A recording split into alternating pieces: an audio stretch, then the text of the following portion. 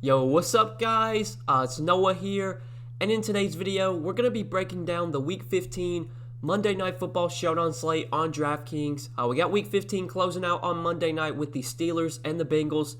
It's probably not going to be the best game overall. Right now, the Steelers are favored by over 2 touchdowns. It's probably going to be a blowout. I mean, you wouldn't expect the Bengals to really hang much in this game, but either way, we got a big showdown slate. We got some big prize pools.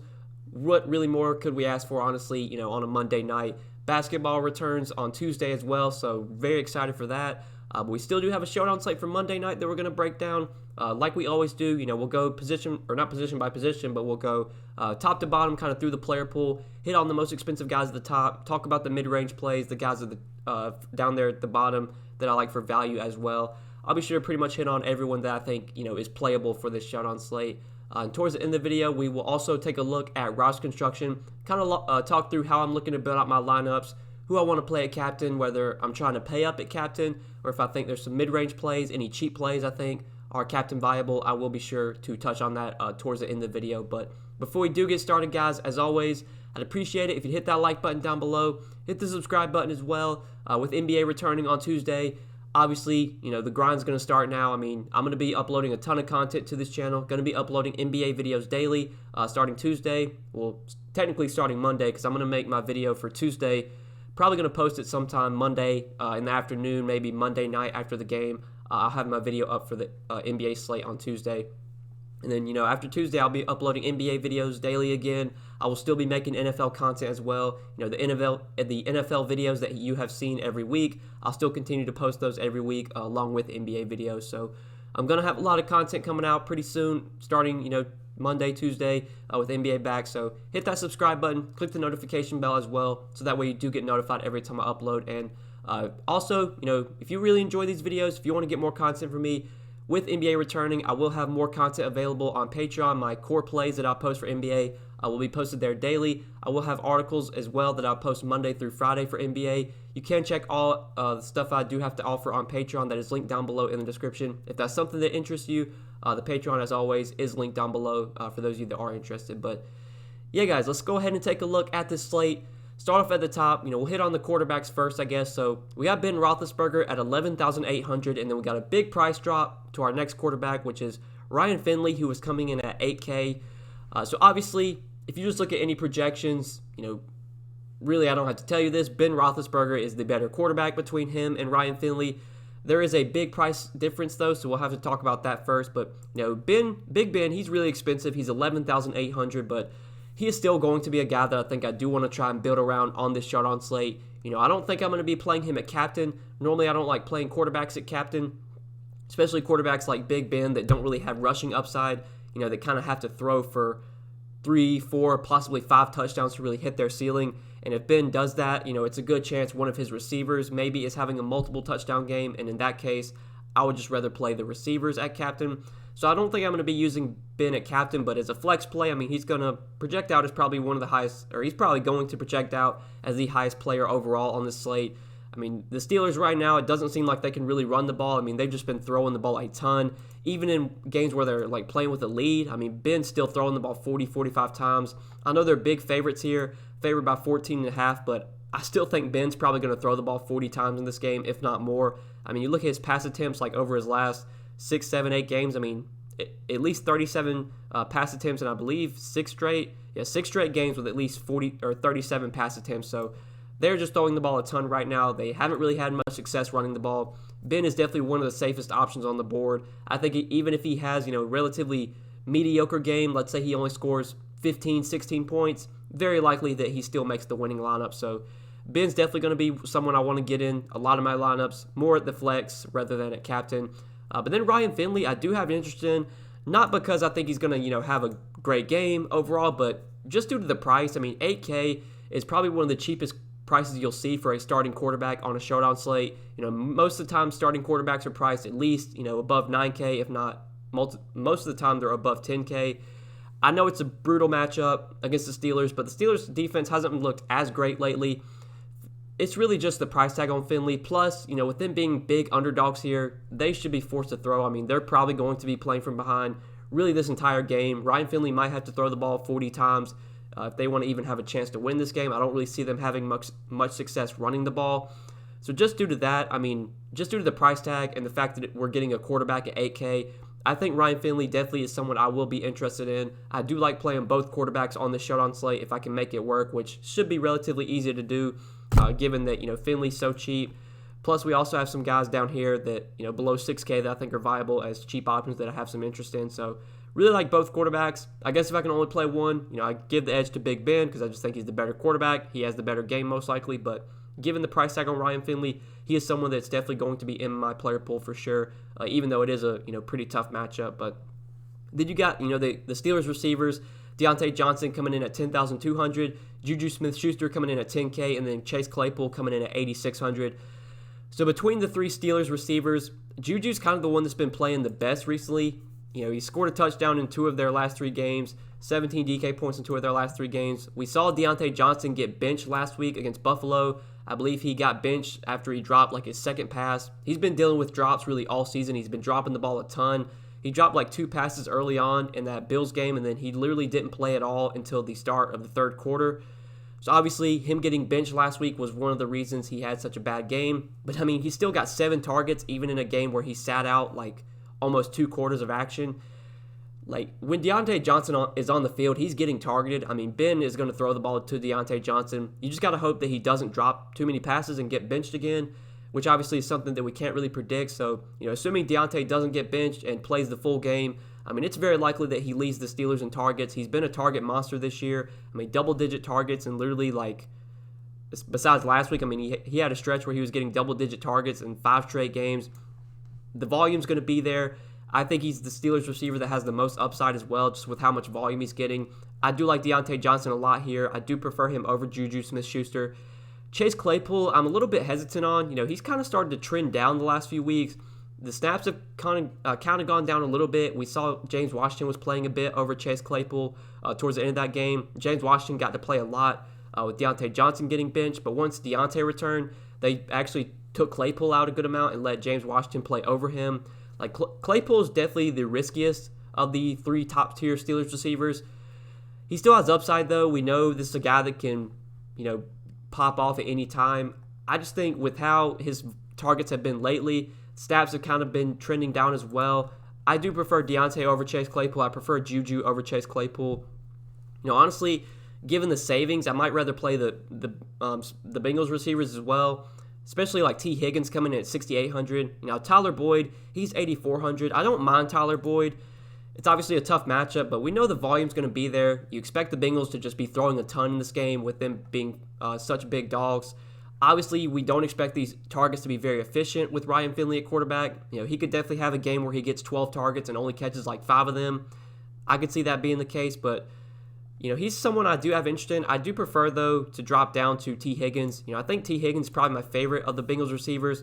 His volume's been pretty secure, even with, the quarterback problems. They went to Brandon Allen after Joe Burrow got injured, and now, with Brandon Allen out, they're going to Ryan Finley.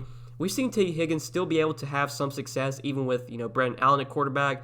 I guess we'll have to see how he does with Ryan Finley, but, at only 6,800, given the savings you get dropping down to Tyler Boyd, I think I do prefer T. Higgins. I think both Boyd and Higgins are going to project out very similarly.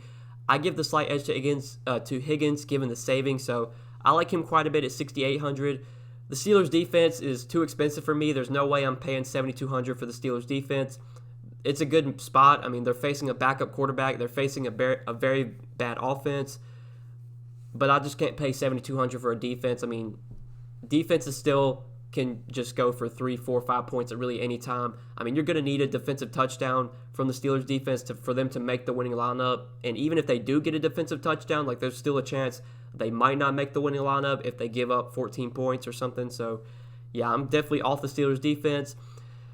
James Conner is someone I don't really know what to do with here. He's been so bad recently.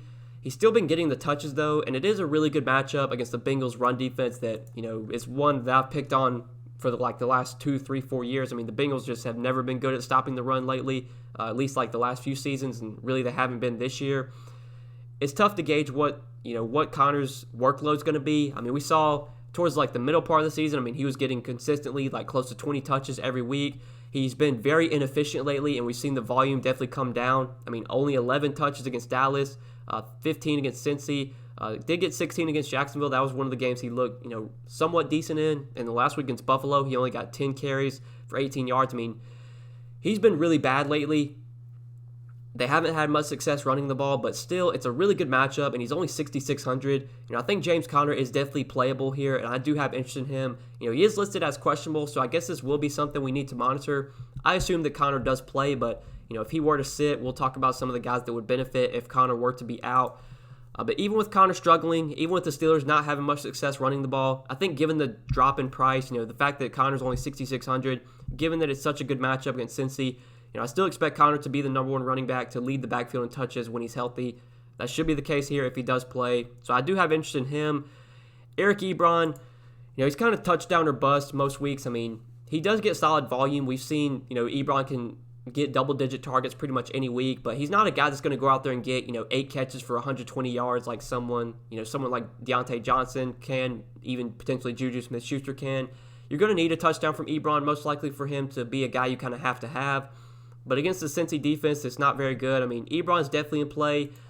I think I do prefer James Conner over him, though, at 6,600. If Conner winds up out, then you could play Benny Snell, who's 6,200, who I'd probably play over Ebron as well. Ebron's viable, but I think there's other guys I'd rather go to him in that, or rather go to over him in that price range. Conner specifically, even T. Higgins, I think I would rather get to as well over Eric Ebron. So Ebron's probably going to be someone I'm underweight on, don't really have much exposure to. I think there's just other guys I'd rather go to in that range. But then below 6K, talking about some of the cheap value plays. So this Cincinnati backfield, I don't really know what to do with the Cincinnati backfield. Giovanni Bernard, I still expect will be the number one running back, but last week he did get benched against Dallas. He fumbled early on, and I think he didn't really play at all, like much until late in the game. I think he did come back on the field late in the game, but he hasn't really been good at all since Joe Mixon went down. I mean, Joe Mixon, I think, went down like week 6, and we saw, I think it was week 7 and 8 when Mixon was out. We did get 2 good games from Giovanni Bernard, but then really pretty much since week 10 when they faced Pittsburgh, I mean, it's just been completely downhill from Giovanni Bernard. Hasn't really done much at all.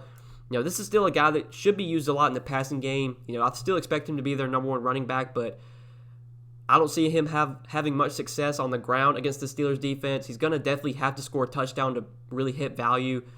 He's cheap, but probably other ways I'd rather go to. Honestly, I think I'd rather just play A.J. Green. I mean, last week, A.J. Green did see 7 targets. He had a solid game, 6 catches for 62 yards and a touchdown on those 7 targets. A.J. Green has definitely been hit or miss this year.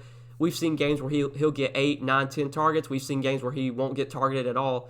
We don't really know what's going to happen here, but maybe with Ryan Finley at quarterback, I guess maybe Finley will be more likely to spread the ball around rather than lock in on one guy. I mean, Green has shown some upside with Brandon Allen at quarterback. At 5,400, I like taking a shot on him as a value play. I think he's one of my preferred cheaper options here. I do give the edge to him over Giovanni Bernard. I definitely would rather play him like over James Washington as well.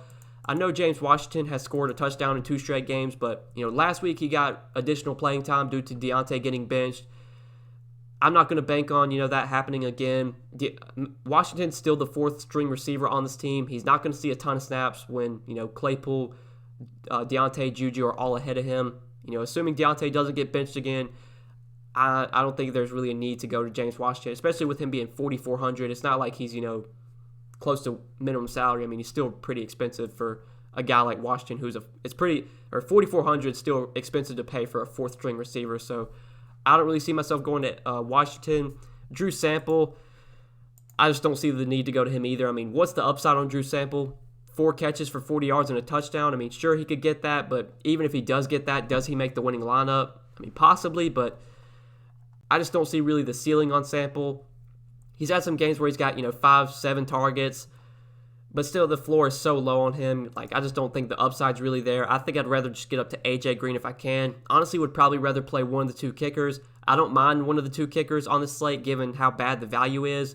It looks like there's 4 kickers listed in the player pool, so make sure you're choosing the right one. Chris Boswell should be kicking for the Steelers, and then on the other side, I think it should be Randy Bullock. Oh, it looks like here Austin Seibert will get the start ahead of Bullock in Week 15. I don't really keep up with my kicker my kicker depth chart, but it looks like Austin Seibert is going to be kicking for the Bengals. So at least take note of that. If you are planning to play one of the kickers, it'll be Boswell for Pittsburgh and then Seibert for Cincinnati. Those two guys I think are fine to play as values. Normally, I don't play both kickers because rarely do you see both kickers in the winning lineup. But you'll have those random days where a kicker scores 10, 12 points and does make the winning lineup. So especially on a slate like this where the value isn't great, I don't mind playing one of Boswell or Seibert for cheap. Bengals defense, don't really see myself going there. Now, Samaje Perine, Travion Williams, you do have as cheap options for guys you could look to. Like I said earlier, I'm not really confident in who gets the majority of the touches. If I had to predict who it would be, I think it is going to be Giovanni Bernard who leads this backfield in touches. But, last week when Bernard got benched, you had Samaje Perine get 10 carries and 2 receptions. You had Travion Williams also get very involved, had 12 carries, 3 receptions. He actually led the backfield in touches last week. It was good to see Williams get really involved. He is a younger guy. He was somewhat efficient with his carries last week. It was obviously a good matchup against Dallas. This is nowhere near that. I think at 1,200, I'm fine taking a shot on Travion Williams just because I don't think it's really set in stone that Giovanni Bernard is just going to be the number one back for Cincinnati. I think they're going to be fine rotating in guys. This is definitely a team that really has nothing to play for. We will probably see a good amount of Travion Williams once again. I don't know if he's going to get 15 touches again, but if he's going to get 8 to 10 touches, potentially could see some goal line work. At 1,200 as just a cheap punt play, I guess if you force me to play a Bengals running back, I think it definitely would be Travion Williams. And I think if there's anyone that I'm going to play below the kickers, once you get past the kickers, they're not much to like, but I think Travion Williams at 1,200 does have some upside, could make the winning lineup, especially if he does get more involved once again like he was last week. Which could be the case here. We don't really know with the Cincinnati backfield, but Williams got 15 touches last week. Obviously, Bernard getting benched helped, but he looked somewhat decent. He looked like the best running back on Cincinnati's roster last week, and maybe they decide to get him a little bit more involved this week. So I think he's a fine punt option to go to. Really have no interest in Vance McDonald.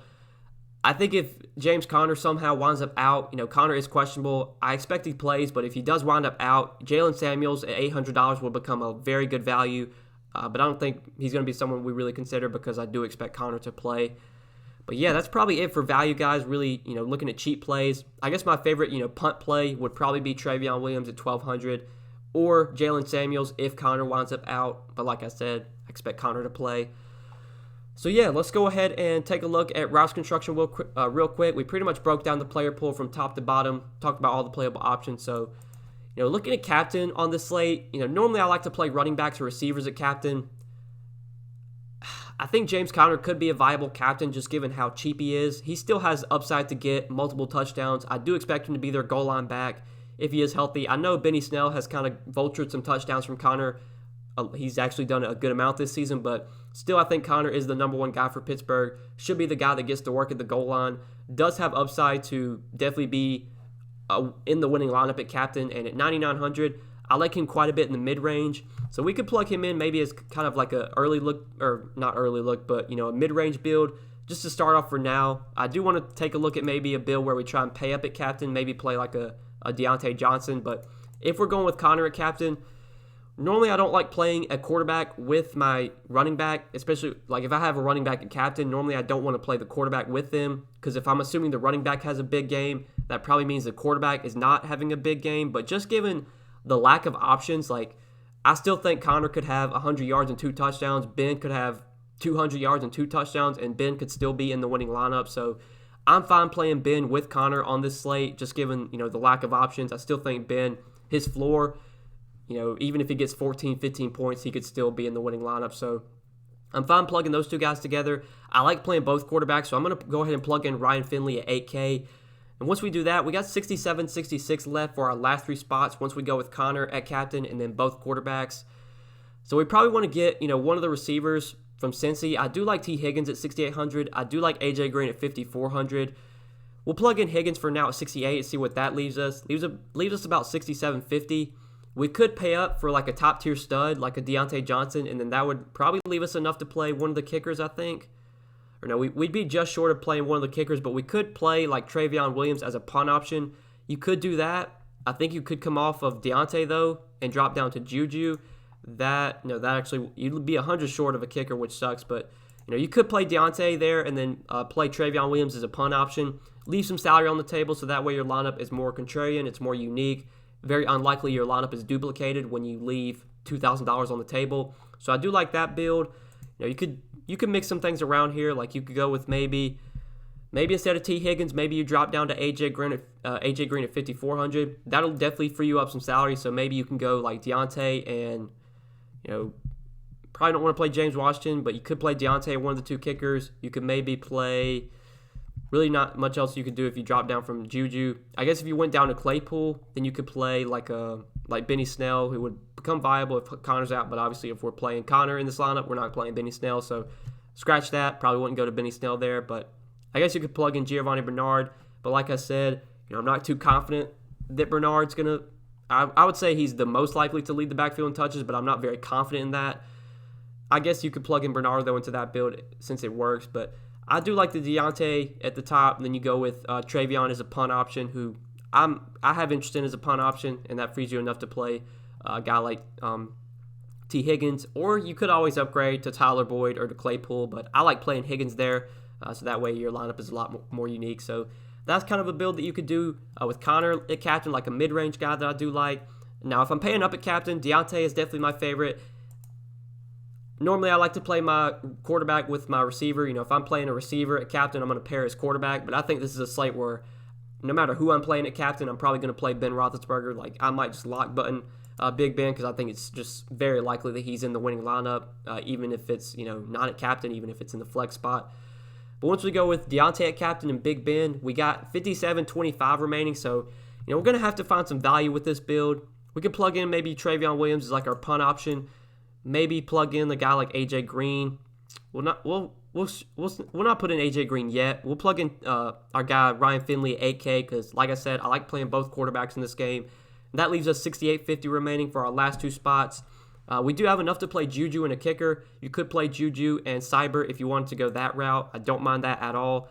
Or you could always make some swaps there. You can maybe play T. Higgins. That would leave you enough to play Connor. So, that's another build that you could do. It's kind of very similar. It's pretty similar to the last one. I think it's the exact same build, except the only difference is you're playing Deontay at captain instead of James Conner at captain. So, this lineup is going to project better. Deontay is going to project higher than Connor. But, leaving that salary on the table, if Connor does outscore Johnson, you're going to have a big up on the field, and it's going to be unlikely that your lineup is duplicated. So, that's kind of a build that I'm looking at. I think to break it down real quick, my overlook of this slate, I like playing both quarterbacks. Not saying Finley is a great QB or he's going to do fantastic against the Steelers defense, but given that he's only 8K and he's still a starting quarterback, I think that makes me interested in him. Ben Roethlisberger, I just think he's going to project so highly. Still a guy that I want to get in even though he's expensive. Like, this just feels like a scenario where it's just so likely that Ben's in the winning lineup. So I do like both quarterbacks. I think if I'm paying up for a top-tier receiver, it's definitely going to be Deontay Johnson. In the mid-range, I do like T. Higgins and James Conner quite a bit in that mid-tier.